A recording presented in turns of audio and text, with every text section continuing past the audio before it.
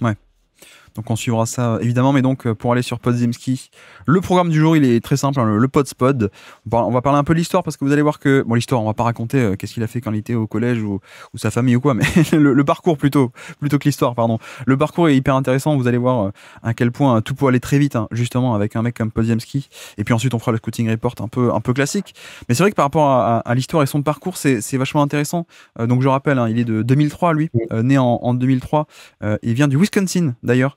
Où il a été Mister Basketball Wisconsin, notamment son année senior avec, bon, tu me dis, hein, mais c'est toujours des chiffres un peu impressionnants, le high school, 35 points, 10 rebonds, 5 assists, 4 steals, mais c'est un peu l'écosystème high school, hein, c'est ça? Bien sûr, ouais, c'est Ouais. l'écosystème high school. Oui, d'accord. Recrutement, une recrue 4 étoiles d'ailleurs, le maximum étant 5. Donc c'était pas non plus une méga genre top 5 de sa QV lycéen. D'ailleurs au niveau du RCSI, le consensus de tous les classements lycéens, il était 117e. Donc Mm. voilà, pas mal connu mais pas non plus devant la scène. Après j'ai regardé pourquoi est-ce qu'il était 117e, donc assez bas pour le coup. Bah, c'est parce qu'il y a plein de sites qui ne l'ont pas classé, tu sais. Donc Mm. au niveau de la pondération, bah, entre ceux qui l'ont pas classé et d'autres qui, tu vois, ceux qu'il avait classés pour le coup, pour de vrai, il y en avait un ou deux, notamment Rivals, qu'il avait 60e. C'est déjà un peu plus cohérent par rapport à ce qu'on connaît, pardon. Mm. Et juste petit fun fact, tu sais qu'il y a un mec sur ce RCSI, donc cette QV de lycéen, donc la même que lui 2021 du coup, qui a été drafté très haut. Tu sais qui c'est qui était moins bien classé en lycée et qui a été drafté très très haut. Euh, Top 10 aux Spurs. ouais, Jérémy Soran. Exactement. Jeremy Simon qui avait pas trop la cote apparemment, mais. Parce qu'il venait d'Europe. Il se cote toujours ceux qui viennent d'Europe. Il venait Ah d'Europe. d'accord, ok. Ouais. Ok. Il a fait sa formation en Pologne À Ulm, en Allemagne. Ah oui, d'accord. Ok. Bon bref, donc voilà, on a bon, Podziemski qui est Mister Basketball, qui est quand même plutôt suivi, un recrutement 4 stars comme dit, 4 étoiles prospect, et donc il choisit Illinois, Ouais. la fac de Illinois, alors qu'on nous dit, enfin j'ai lu qu'il avait des offres de Kentucky, Miami, Vanderbilt, Wake Forest, pardon, donc il y avait Mm. pas mal de bons trucs, hein, mine de rien. Il choisit Illinois, et le truc c'est que, et c'est pour ça qu'on arrive bientôt à Santa Clara, c'est que bah, il joue pas trop à Illinois. Saison 2022, il joue pas trop, il fait à peine 16 matchs, et même sur ces matchs, 16 matchs, c'est 4 minutes par match. Donc voilà, on est quand même en bout de banc avec finalement aucun futur NBA dans cette équipe, mais pas mal de joueurs vétérans aussi. Donc le coach a sans doute préféré un peu faire jouer des vétérans un peu plus compétents déjà, un peu plus aguerris, plutôt que ce petit jeune, même s'il avait un passif intéressant lycéen. Donc ma question c'est aussi, parce qu'il va transférer, après un an, il va transférer chez vous. Ma question c'est quand est-ce que vous avez un peu commencé à le suivre et à s'intéresser à lui? Très bonne question. Euh, Déjà, ce qu'il faut dire, c'est que sa dernière saison high school, elle est totalement comme on en avait parlé, tu te rappelles, sur l'épisode sur Paulo Banchero et sur Chet, c'est le Covid en fait. Le Ouais. Covid, ça a vraiment mis à mal toute cette classe-là. Et quand j'en parlais avec lui, il me disait tout le temps que ils n'avaient pas vraiment pu avoir une vraie saison AAU, et donc que ça avait soit un peu euh, chambouler les classements, ou ça avait même été un peu la visibilité de certains joueurs. Donc il va à Illinois, mais donc un de nos trois assistants coach recrute pas mal la région du Midwest en high school. Ouais. Et bien sûr, il avait vu donc Brandon, il jouait avec Team Hero, donc l'équipe AU de Tyler Hero, Qui est une légende de Wisconsin aussi, hein, Tyler qui est Hero. une légende complète de l'État du Wisconsin. Ouais. D'ailleurs, ça avait fait énormément de bruit quand il avait flip de Wisconsin à Kentucky. Il y avait eu vraiment des menaces et des choses comme ça sur la famille. Ah ouais. Ah ouais, il se faisait insulter dans dans tous les gyms au lycée. C'était vraiment quelque chose de très important. Et donc Brandon, il jouait dans l'équipe Team Hero, où il y a d'autres très bons joueurs. L'équipe où l'année d'avant, il y avait Jalen Johnson dans cette équipe, Ouais. qui vient aussi du Wisconsin. Et donc, si on regarde un peu ces chiffres AAU, et ils sont ahurissants en fait. Il doit être à, je sais pas, 60% de tir, 55% à 3 points, sur du gros volume, hein, sur vraiment du gros volume. Donc, il était déjà sur les tablettes d'un de nos coachs, mais il avait des offres beaucoup trop élevées en fait, beaucoup trop élevées pour que, à l'époque, donc la classe de recrutement 2021, on puisse vraiment se positionner en fait. Pour nous, pour un programme comme Santa Clara, quand il y a des offres du calibre de Kentucky, Wake Forest, Miami, c'est comme une perte de temps en fait. Oui, parce que il faut juste préciser que Santa Clara, enfin vous n'êtes pas une grosse écurie de NCAA, quoi. Donc il n'y a pas ce côté, on peut juste mettre une méga offre et puis ensuite le mec choisit entre vous, Kentucky ou autre. C'est voilà, vous scoutez, mais vous pouvez pas prendre les méga stars parce que il y a une hiérarchie aussi en termes de moyens, le fait d'attirer les gens, l'attraction, pardon.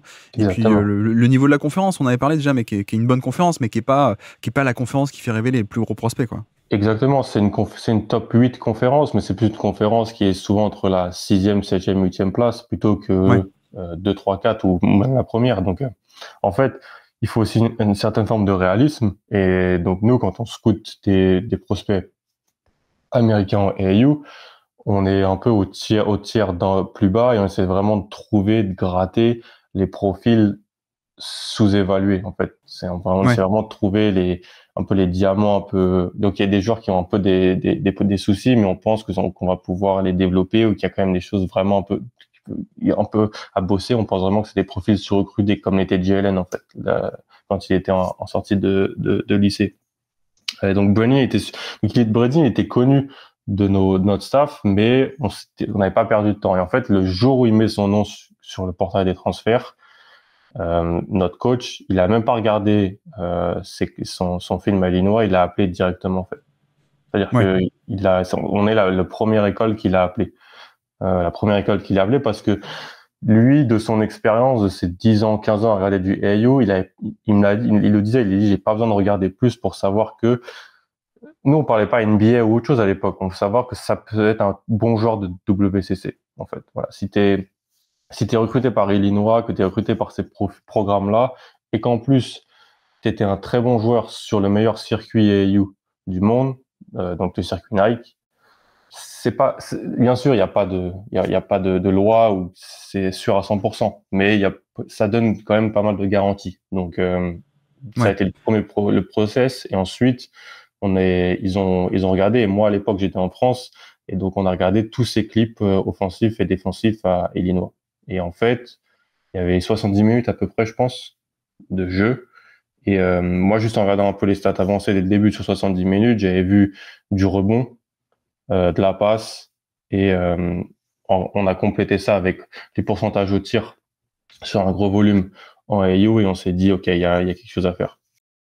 Ouais, donc c'était un peu une de mes questions, c'est qu'est-ce que vous l'avez scouté sur quoi? Tu me dis, la vraie décision, elle se fait aussi sur le passif AIO, quoi. C'était même pas forcément le côté, on a vu un truc à Illinois qui est intéressant, c'est le côté juste passif du mec qui de suite fait que vous allez là-dessus. Ce qu'il faut aussi expliquer, c'est que il y a ces nouvelles règles qui sont pas si vieilles que ça, de transfert, justement. Parce qu'avant, tu pouvais transférer à un NCAA, mais c'était quand même plus compliqué. Tu devais aussi notamment avoir une année, ce qu'on appelait une année redshirt, donc une année où tu ne jouais pas. Par exemple, tu passes de Kentucky, c'est Kyle Wichter, par exemple, qui était passé de Kentucky à Gonzaga. Il est obligé d'attendre une année, quoi. Il y a une année et une saison où il ne joue pas. Voilà, et bon, ça, avec tous les avancées récentes et en tout cas les évolutions récentes de la NCAA, tout ce qui est un peu plus libéralisation du marché, ça en un sens c'est un peu ça. Le côté, on a le droit de payer les athlètes, on a le droit du coup même de recruter avec des bourses, il n'y a plus besoin de faire une année redshirt, ça s'est un peu démocratisé tout ça, et donc c'est aussi pour ça que tu parlais d'entrer sur le portail des transferts. C'est comme ça que de suite vous avez pu le recruter parce que vous saviez que c'était pour l'année d'après, quoi, mine de rien. Exactement.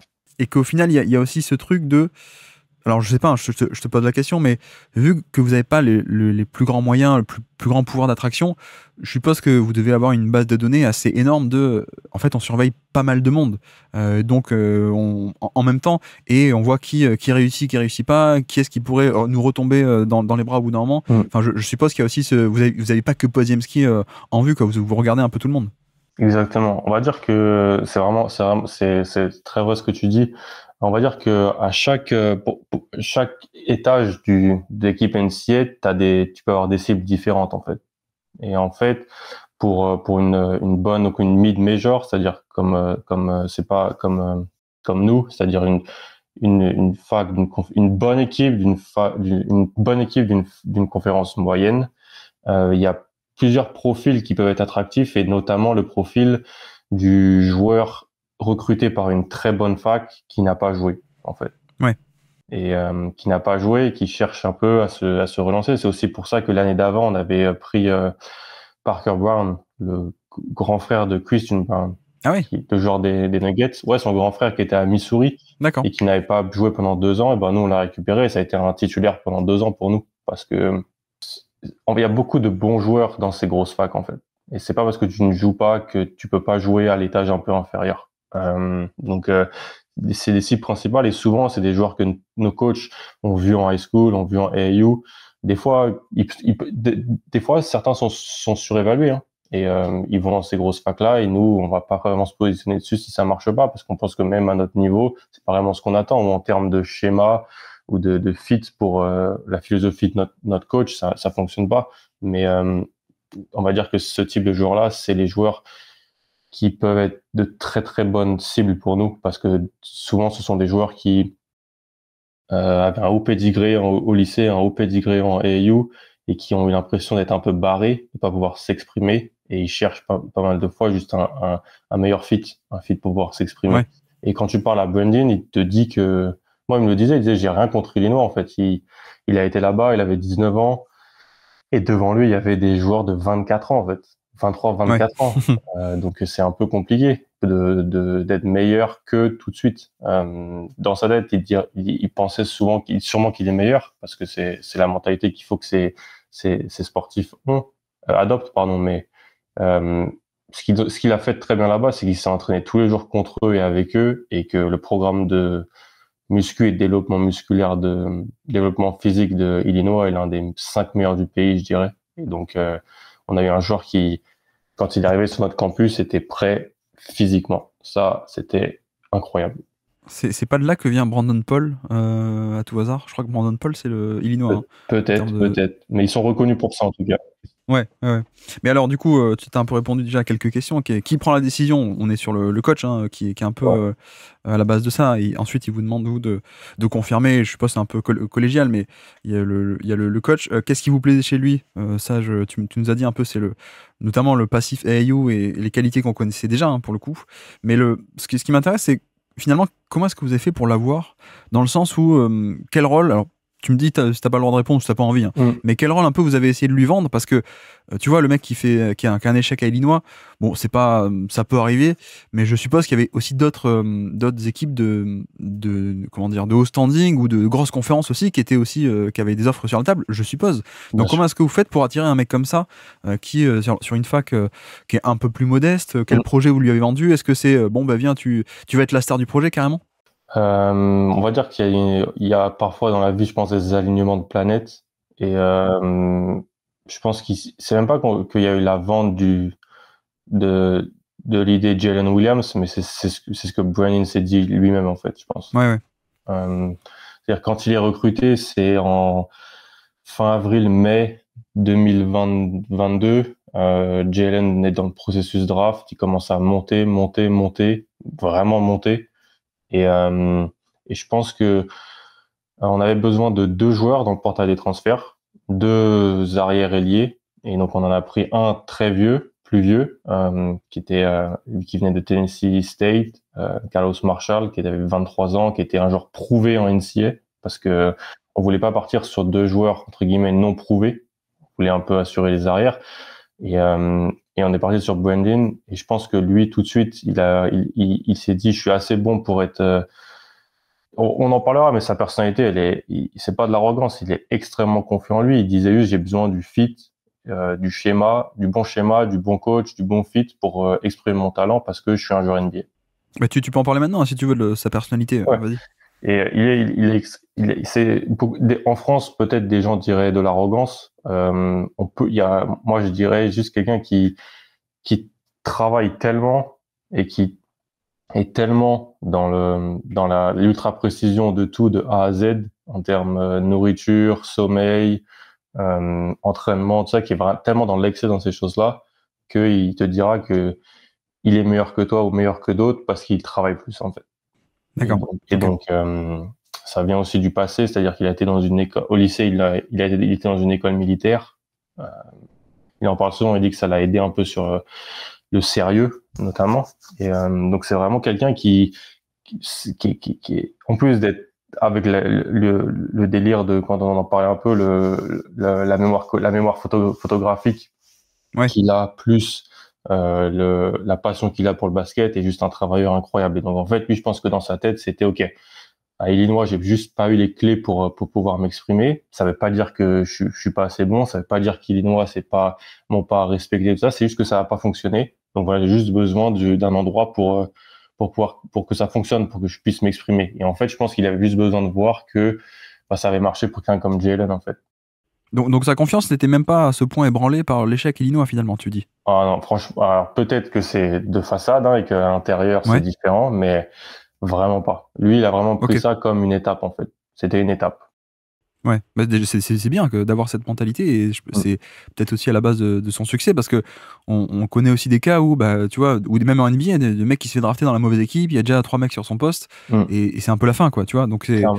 effectivement, c'est notable. Et l'autre truc qui est hyper important que tu as dit, c'est que je pense que effectivement le cas de Jalen Williams qui était juste avant ou pile au même moment, c'est pour vous c'est un truc assez extraordinaire pour le recrutement, quoi, parce que il y a un peu ce truc de bon ben vous êtes une plus petite fac, j'ai pas envie de dire petite fac, hein, mais une plus Non, tu petite peux le fac, dire. une conférence un peu plus faible, on peut le dire, alors disons-le, mais il y a ce truc de venez chez nous, vous allez voir que regardez Jalen Williams, on vient de le faire, le mec est quand même dans la loterie, quoi, et quand même loterie de draft, alors que voilà, il y a ce truc que tu peux vendre, je suppose, de venez chez nous, vous êtes au centre du projet, et en plus vous pouvez quand même être drafté en NBA, même en sortant de Santa Clara. Ça c'est quand même en termes de recrutement un truc assez énorme, quoi, en termes d'atouts. Donc c'est le travail aussi, quoi. C'est vous qui avez réussi à faire ça avec Williams notamment, et puis Podziemski, donc c'est pas que de la chance, quoi. c'est aussi du travail, quoi.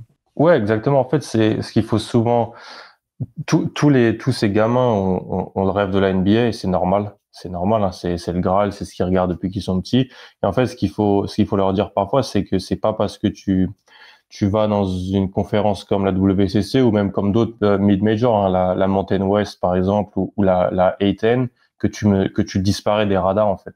On est en 2024. Ouais. Tous les ans, il y a des joueurs qui sortent de ces facs-là, qui font des carrières pro. Parce que d'abord, souvent c'est ça, il faut faire une carrière de basketteur professionnel. C'est pas dû et c'est pas tout le monde ne la fera pas. Et ensuite, tu peux être sur les radars NBA, c'est-à-dire que nous, on a un calendrier qui font que on joue des grosses équipes toute l'année. Et donc il y a des scouts et donc on est vu. Et donc avec le pedigree de notre head coach qui était head coach à NC State et Arizona State, donc ils sont deux gros, peut-être pas grosses facs, mais ils sont de bonnes facs, de grosses conférences. Donc ça aussi, c'est quelque chose qui rassure souvent les joueurs quand ils peuvent s'intéresser à nous. Mais clairement, c'est un peu des mentalités, des idées préconçues qu'il faut parfois un peu changer. C'est pas parce que tu quittes Illinois ou que tu quittes un de ces programmes-là que tu es plus sur les radars. Surtout aujourd'hui avec la multitude des transferts. Voilà, aujourd'hui, voilà, les scouts NBA, ils ont les yeux partout. Ouais, c'est l'ère de l'information, finalement, c'est quand même plus facile aujourd'hui qu'il y a quelques temps. Si même le public il a accès à Synergie Sport et qu'il peut regarder toutes les possessions d'un mec de 3ème division, et comme c'est le cas en envergure ou chez les mecs américains, je pense que voilà, tu performes bien, tu peux aussi avoir la cote, mais voilà, il y a l'exemple, je pense, est peut-être rassurant pour certains prospects, qui est de Jalen Williams, quoi. De Jalen Williams, tu te dis, voilà, ça marche, quoi. Concrètement, vous voyez que ça marche bien. Rappelons aussi que la division en question, c'est avec des équipes comme Gonzaga, notamment, qui est un peu la plus grosse de votre division, mais aussi des équipes qui jouent assez bien, hein, tout ce qui est Sainte-Marie, San Francisco, je crois, qui développe un beau jeu. Je sais plus trop laquelle quand j'avais scouté Chet, mais il y a des équipes en 5-out, des équipes avec des concepts un peu avancés déjà, quoi. Bien sûr, ouais, clairement. Saint Mary's qui est connu pour l'école australienne, notamment. C'est ça, ouais. C'est eux qui, Mathieu Della Vedova, Jock Lendl et Patty Mills, c'est eux. Ouais. Ils ont 5 Australiens dans l'effectif chaque année. Et le coach est là depuis quasiment 30 ans et c'est une des 5 ou 10 meilleures défenses du pays. C'est un coffre-fort à jouer. USF qui a eu un prospect drafté cette année. D'ailleurs, Jonathan Mogbo en 31 par les Raptors. Donc c'est aussi bien pour la conférence de voir qu'il y a ces profils-là. Et d'autres équipes comme l'University of San Diego, Pacific, Pepperdine, qui a des prospects NBA, pas mal à tous les 3-4 ans, on va dire. Donc ouais, c'est un peu là, je l'avais dit là, dans un épisode qu'on avait fait avec toi, je pense l'année dernière, c'est un peu si la Pac-12 qui n'existe plus d'ailleurs ou qui va peut-être se reformer, on sait pas, était la Ligue 1, la WC serait la Ligue 2 en fait. Ouais. Mais la Ligue 2 avec un Gonzaga qui est un peu un ogre quand même, qui reste un ogre national année après année. Ouais, y a pas de, ils sont pas promus, ils restent un peu là-dedans. Exactement. Et en plus, il y a le côté chaque année, donc il y a le calendrier conférence, et chaque année en début d'année, il y a aussi 3-4 matchs, un peu de pas de gala, mais donc le calendrier hors conférence, c'est soit des équipes un peu plus faibles, soit au contraire des trucs un peu le tournoi à Hawaï, des trucs comme ça où t'affrontes. Parfois, tu peux affronter des vraies équipes de top division, un peu. Voilà, c'est toute la première partie de l'année. Merci d'avoir écouté cet extrait. S'il vous a plu, l'émission complète est disponible en description et on se donne rendez-vous sur le feed principal du Basket Lab pour l'intégralité des podcasts. À bientôt.